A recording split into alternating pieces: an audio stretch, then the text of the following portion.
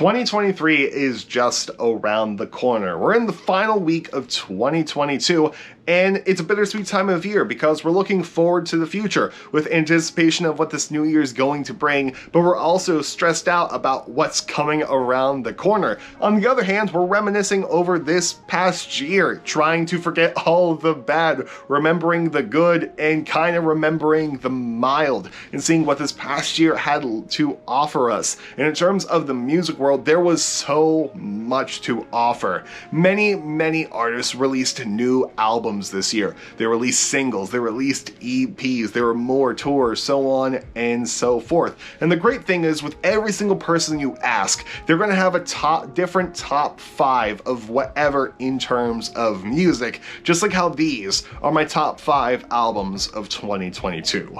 Good morning, good afternoon, or good night, depending on when you're watching this. How's it going, guys? First off, I hope you're having a good day today. Hope your day's going well and hope it continues to go well. Welcome back to the channel. If you want to know what albums I'm looking forward to the most in 2023, check out yesterday's video, but we're gonna reminisce. These are my top 5 albums of 2022. And of course, we do have some honorable mentions. First off, Phish live at the Clifford Ball. This is one of the best live performances I have ever heard in my entire life. Plus, it's Phish and I absolutely love Phish. However, it was recorded in 1996, so it automatically gets disqualified. But guitarist Trey Anastasio released Mercy this year. I absolutely love the sound. It's absolutely beautiful, completely acoustic. However, I have to be in a certain mood to listen to it. Harry's House by Harry Styles.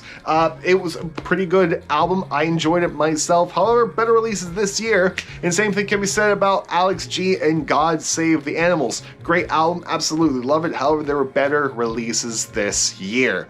Into the top 5. Kicking us off at number 5, we have Imaginary Friends by Jay Joseph. This is Jay's debut full-length album, and it is amazing. Some of my favorite songs off of this album include Let Go, Reaper, Blackout City, and Bones, with Bones being one of my favorite Jay Joseph songs of all time. The whole album is good. I've cried to Reaper several times, and this album also provides some amazing highlights of this year, such as doing a reaction video to Jay's first music video, Maybe, with Jay commenting on the video, which was mind-blowing, and covering Let Go the same day we got it as a single on guitar, and Jay liking it on Twitter. Super great, love the album. If you enjoy indie Post Malone style music, definitely give Jay's album a shot because it is so good. And I can't wait to I'm looking forward to seeing what Jay has in store for us in the future. Hopefully we get some more Jay music videos, because after Maybe,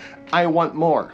Coming in at number 4, I actually have 2 here. I kind of cheated. It is Jackpot Juicer by Dance Gavin Dance and To Only a Few First by Royal Coda. Now, the reason why I have 2 is I don't feel it's right to put Dance Gavin Dance here by itself, because it's a double-edged sword. On one hand, you have this being the final album of Tim Ferrick, their late bass player, whose death earlier this year was so sudden and tragic. But on the other hand, you have all of the issues surrounding their lead singer, Tillian, and you have his substance abuse issues as well, along with his sexual assault allegations. So I had mixed feelings about putting that. However, their guitarist Will Swan, by all accounts, did nothing wrong this year. So you know what? I'm putting his other band in here too, Royal Coda, to balance out everything, because the guitar playing on these 2 albums is insane. Will Swan is the most underrated guitarist of all time. He should be more well known than what he is. Swancore as a genre should be more well known because it is so technical and amazing. If you want to hear some great guitar playing, listen to both these albums. However, if you want to listen to an album with singing by a lead singer that's not problematic, go listen to Royal Coda. At number 3, don't worry, it's only one person. Light Work by Devin Townsend. Devin Townsend is one of my favorite musicians of all time. Dare I say, one of my favorite humans of all time. Dude is so funny, so down to earth, amazing songwriter, orchestrator, kills it at guitar. and I love every single project he has done. And this album shocked me so much because this is the most approachable Devin Townsend album for non-Devin Townsend fans. Usually I would recommend an album and I know going into it, it's going to be a very heavy prog rock style album. This is very prog rock too, however, it is a friendly listening experience and I love it so much. Some highlights on the album for me include Moon People, Lightworker, Call to the Void, and Children of God. Definitely love this album. He released a deluxe edition as well that has more songs on it that I need to listen to, but even just Lightworker Standard Edition is so great. At number 2, 12 Karat Toothache by Post Malone. Oh, I love Post Malone so much. One of my favorite pop musicians going right now, and another down-to-earth guy. Also happens to be a great guitar player, and not a lot of people know that. And 12 Karat Toothache is such a sad album.